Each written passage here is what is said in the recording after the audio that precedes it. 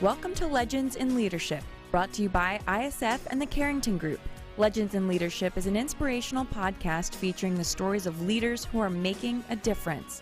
Our goal is to inspire you with the stories of leaders who come from humble beginnings, overcome challenges, and ultimately rise up to make a difference in people's lives.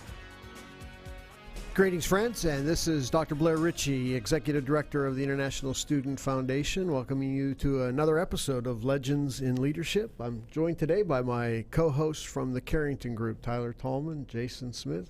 Guys, good to be together. It's good to be here. We got episode 53. We got a treat today for the 53rd. We do. Yeah, wonderful guest, Lieutenant Colonel Alan West, and before we get to him, though, we always like to do a little trivia question that kind of sparks some interest in some other types of leaders who have, like us, kind of started with humble beginnings and risen up to make a difference in their world. So, Tyler, I guess you're teed up today? I am. No pressure for the Lieutenant Colonel, but this is the only time in show history that I'm going to say it's 100% chance that he's going to know the answer. Oh, yeah. So, no pressure. I'm set up for failure. Take your money. Yeah. But a military theme today, only fitting. Today's legendary leader was one of the great military generals of our modern era. He was born into a military family and spent a good portion of his adolescence in Iran, where he developed a lifelong interest in Middle Eastern culture. As a boy, he wanted to follow in his father's footsteps, and he did. So as a cadet at the U.S. Military Academy, he volunteered to serve in Vietnam, cutting short a teaching assignment at West Point. During his second tour in Vietnam, he was promoted to lieutenant colonel.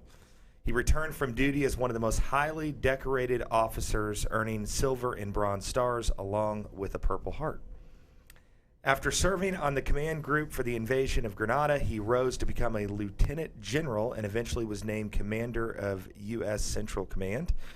When Saddam Hussein invaded Kuwait, our legendary leader became the face of Operation Desert Storm. His aggressive, decisive leadership earned him celebrity status, complete with welcome home parades down Broadway and in the nation's capital. So who is this legendary leader? I'll be back at the end of today's program with the answer. All right. Well, I think you're right about our guest. Probably might be a softball to him. But I hope. I maybe. Well, I mean, it would have to be Norman Schwarzkopf. Yeah, okay. There you go. Okay, there you go. For the first time in history, we have the answer to our question before the end of the show. Before the end of the show, that's right. Well, you're right.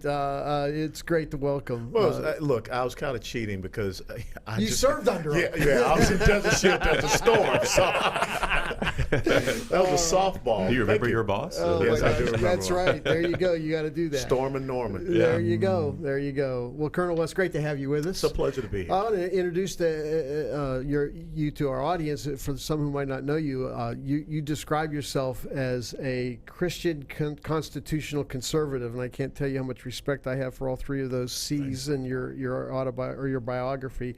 But Colonel West did serve in Desert Storm, Desert Shield, the Iraq War as well, and after 22 years of distinguished and decorated service, retired from the United States Army.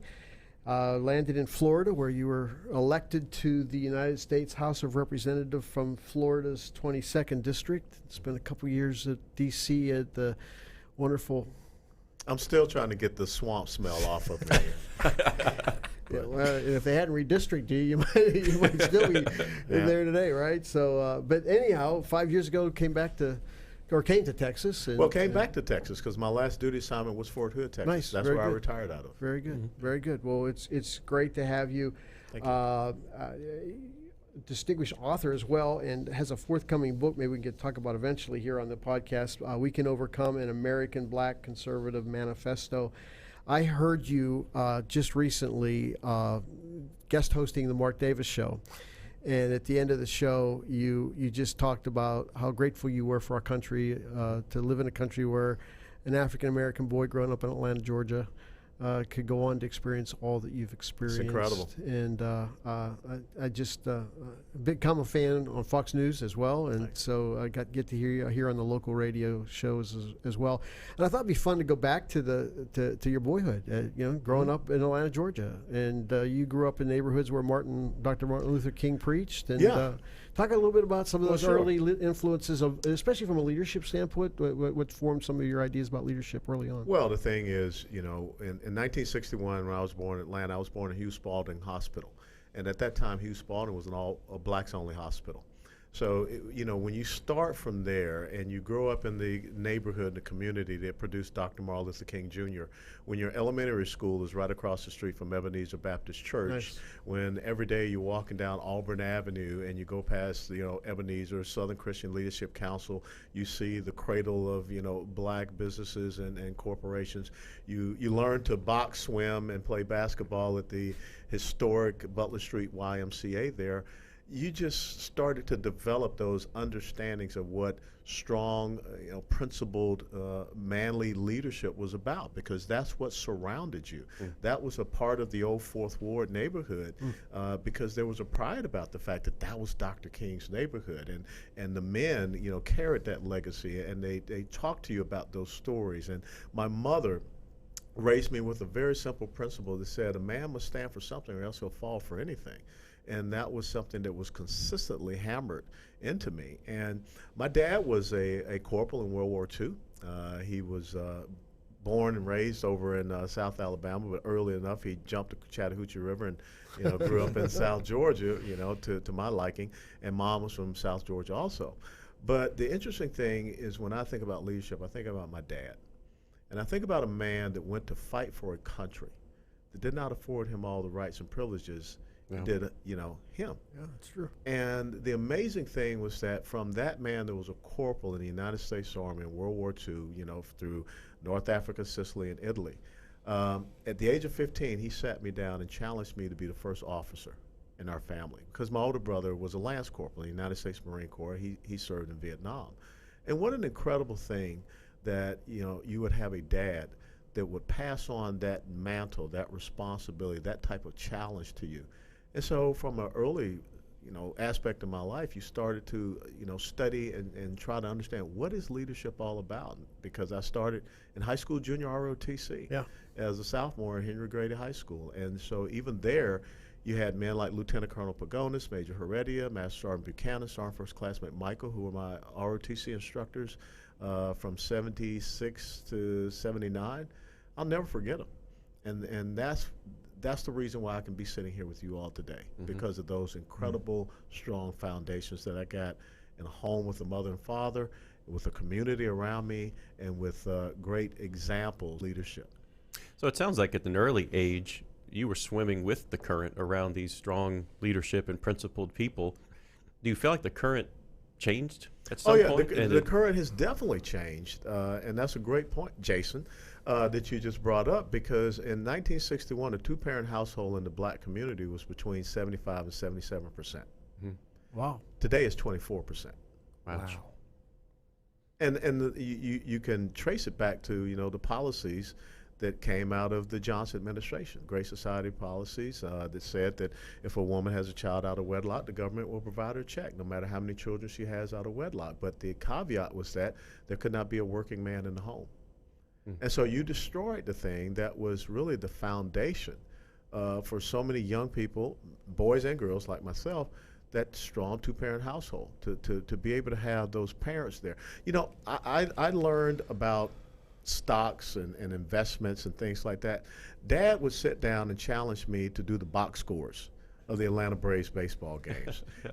Hank Aaron comes up, okay, and he went 3 for 5. Okay, what was his percentage, hitting percentage for that game? And so I really got interested in numbers, because, to me it was fascinating. I learned more about the Atlanta Braves than just sitting there and watching them play. But then the next thing I know, he goes to a different section of the newspaper, and this is the business and stock section. And he starts to teach me about money and investing money and the return on investment and things of this nature.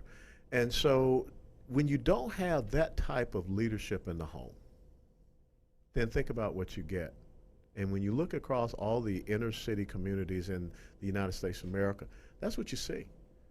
And it's a sad thing. So yeah, I was swimming with the current at the time, but now kids like me would be swimming against the current. And in many cases are even ridiculed or bullied horrifically for wanting to get out. Absolutely. And that's one of the things that I think that we're starting to see a trend where the young people are saying, I don't want to go with that tide. Yeah. And It's really encouraging. and truthfully, you get stronger when you swim against the tide. Mm-hmm. You really do. Since you brought up inner city, I've listened to you speak quite a bit about your philosophy for what it would take to fix some of our issues there. So talk a little bit about that and kind of what your plan would be to fix some of the issues that we're talking about. Well, sticking with the title of our podcast here, it takes the right type of leadership. It takes the right type of leadership that says we want people to become victors and not make people into victims. But too often we have folks that, go along this mantle of saying that they're leaders in communities and whatever, but all they're looking to do is they're seeking to have people that are subservient to their own goals and objectives themselves. And, I think it was Frederick Hayek, I believe, that wrote the book, The Road to Serfdom. Mm-hmm. I mean, that's what we're on right now. You have an instance where people are trying to make individual serfs to serve them and their capacity in these elected positions. So that's the most critical thing, is we have to have leaders that care more about, others than they do about themselves. And I think that's the basis of Christian leadership. When, Jesus said the Son of Man came to serve and not to be served. So that's critical. Then we have to restore quality education in these inner city communities. No one should be relegated to going to a failed school. My parents made that choice for me. I did not go to the public schools in the neighborhood, C.W. Hill and John Hope. I went to Our Lady of Lourdes Catholic School. And the foundation that I got there, people look at, I can't write in print because my mother made me learn cursive before I even hit the first grade. Mm-hmm. And what was the purpose of learning cursive? It's discipline. And it's a creative ability and to be able to control your hands. So it's education is important. Educational freedom for parents is important. Then I think we got to do, small business entrepreneurship. Like I said, when I would walk down Auburn Avenue, I saw doctors' offices, lawyers' offices, I saw small businesses, I saw all of this, black owned. But now we're struggling to see that, but at least we have policies coming about with opportunity zones that are trying to reinstate that. And I think that gets us going back in the right track. Now, it's not going to happen overnight. Right. Because where we have gotten now has been the product of the past 50, almost 55 years. But at least we got to take the first step. And the first step starts with responsible servant leadership. And I think that the people have to start understanding that they need to have individuals that aren't going to tell them what they think they want to hear, but tell them what they need to hear. Mm. That's the difference between a politician and a statesman. It's so relevant for us at ISF because at ISF we work with kids who are aging out of foster care. Mm-hmm. You talk about the breakdown of the home, 25 million children today growing up in fatherless homes. Crazy, isn't it? That's a huge epidemic. I mean, I don't think a lot of people pay attention to that. Yeah. But that has an incredible consequence for our society when you don't have those strong role models in the home. I mean, just the there's the emotional side of this, but we forget about just the practicality of it costs us $65,000 a year on average to house an inmate in the state of Texas. Yeah. And we've got what's the percentage of kids that end up incarcerated? Well, that's what's scary, yeah. Some states actually base their prison population on how many kids are in foster care because so many of the foster care kids when they age up. Yeah, yeah. And it shouldn't be that way. I mean, we should be creating those, again, like I said, the path for, each young person to be a victor and not be a victim. And that's something that has to start out very early on. Yeah. Let's talk a little bit about how your journey would speak to some of our ISF community is very diverse because foster care kids are white, black, it affects all races, but a good percentage of our students in ISF are African American. And talk a little bit about what you would say to our ISF students who are just starting out now as in pursuing college degrees. Sure. And give a little. The reason I say that is we're creating a library of leadership stuff for our students. Well, and, one of the things the military teaches you is your 3x5 cards, and you always carry those note cards around. And for me, I have what I call the 5 C's of leadership. And the 5 C's of leadership are: first is courage. You have to have the courage to stand alone sometimes and not do it, as you just mentioned, Jason, go with that flow, go with that current. You also have to have competence. And competence means that you have to educate yourself. I used to tell my soldiers the most important weapon that you have is not your M4 or your 9mm or our howitzers. The most important weapon you have is what's between your ears. Mm-hmm. And you've got to study to show thyself approved, which is what it says in the Bible. The other thing is commitment. You have to find a core set of principles and values that you're committed to. But then the other thing is you have to be convicted. You have to have that conviction that no matter what comes about, you're going to stay committed to those core principles and values. And the last thing is character. And I always, have told soldiers and my 2 daughters that character and integrity means that you do what is right when no one is watching. That's the important part. And so that's it. I would just tell them courage, confidence, commitment, conviction, character. Those are the key aspects of becoming a leader.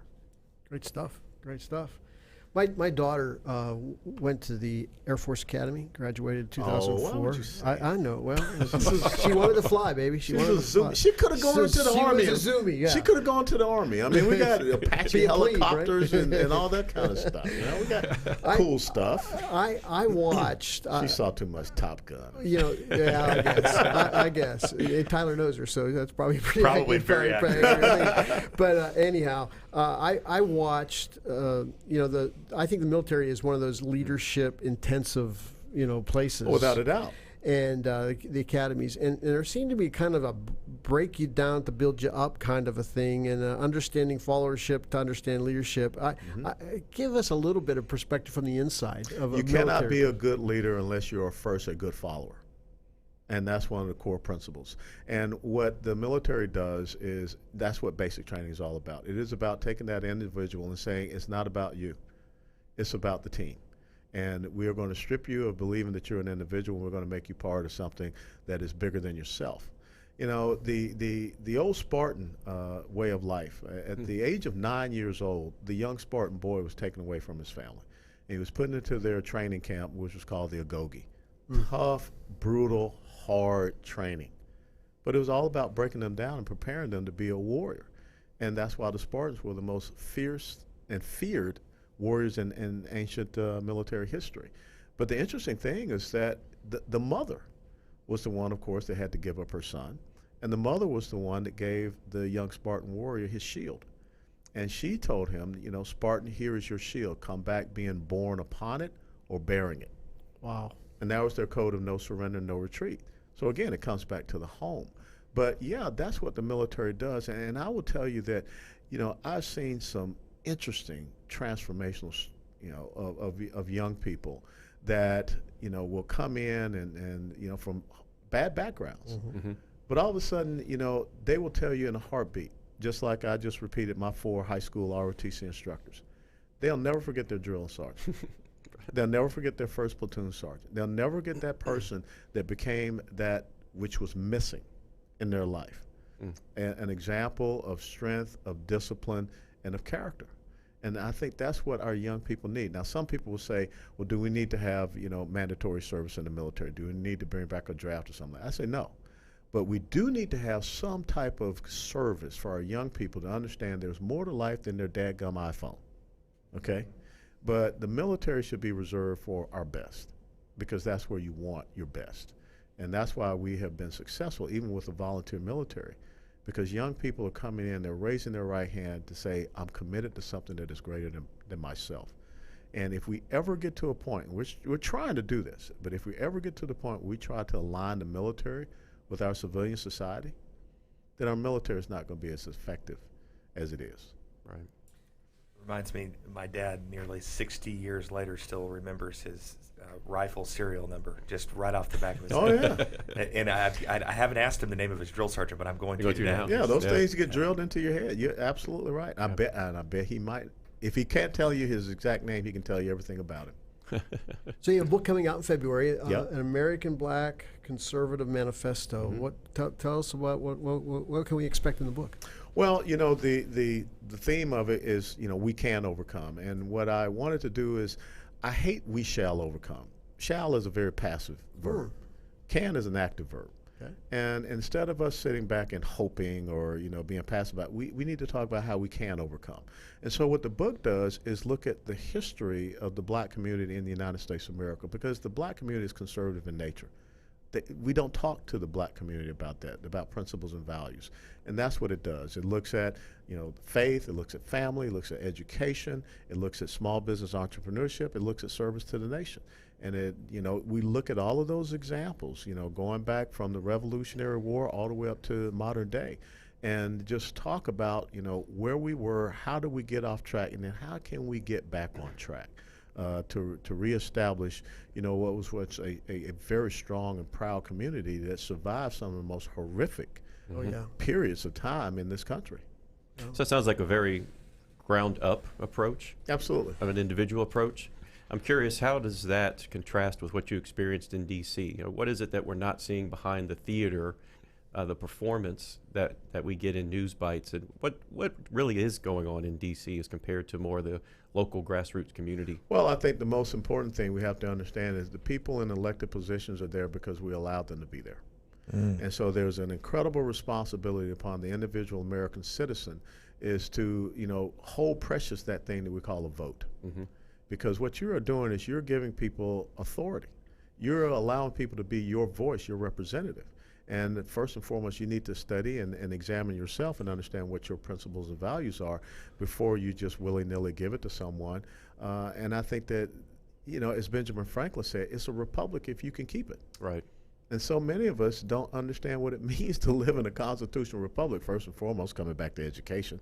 And then the other thing is that I guess we, what do they call it when you just send your responsibility to someone else. You abdicate. You abdicate that to someone else, and then the next thing you know, they are not governing, they're ruling over you. So I think that what has happened in Washington, D.C. is exactly what our founding fathers did not want for us to have: career politicians. They wanted us to have citizen legislators. They wanted us to have servant leaders that, you know, went and did their work up there in Washington, D.C., and they came back to their own profession. Right. Whatever that profession was. But they did not see their profession was being a politician. So I think that first and foremost, we need to have an awakening within the United States of America, not just at the local levels, city council, school boards, very important. Most important elected position in the country, school board. But we need to start looking at the folks that we're sending up to Washington, D.C. to say, are they really truthfully representing the interests of America, my interests, our fundamental principles and values? And when we're not teaching those fundamental principles and values, it's very easy for someone to come along and just say, this, that, the other. Right. Because most people don't know. And so that's why in my other breast pocket, I never leave home without it, is this. It's the Declaration of Independence and the Constitution. And, you know, doctor, you want to look at it, I mean, it's falling apart. It's all well that's read. Why it's got that's why it's got the clip on it. Awesome. And it's you know, highlighted and everything. Yeah, it is. Because that's our rule of law. That's the bond of who we are as citizens in this constitutional republic. And if we're not carrying that around, if we're not studying it, and if we're not teaching that to subsequent generations, then someone can come along and they can fundamentally transform your country into whatever they think they want to have it. Where did you get that love for the Constitution? When did that start? That kind of commitment for you at least on your journey? Well, that started on 31 July 1982 at the University of Tennessee when I stood with my dad at my right shoulder, my mom at my left shoulder, and I raised my right hand. I said that I, Alan Bernard West, swear to support and defend the Constitution of the United States of America against all enemies, foreign and domestic, that I will bear true faith and allegiance to the same, that I take this obligation freely without any purpose of evasion or mental reservation, so help me God. My dad took that oath. Yeah. My older brother took that oath. My nephew, who's a major in the United States Army right now, took that oath. So that's how it starts. That's awesome. That's awesome. It's amazing. We're not a political show, but it would be remiss of me to, with where we are right now as a country. I'll tell you, it keeps me awake at night. I was actually on an elevator with a gentleman yesterday, and he used the word scary times.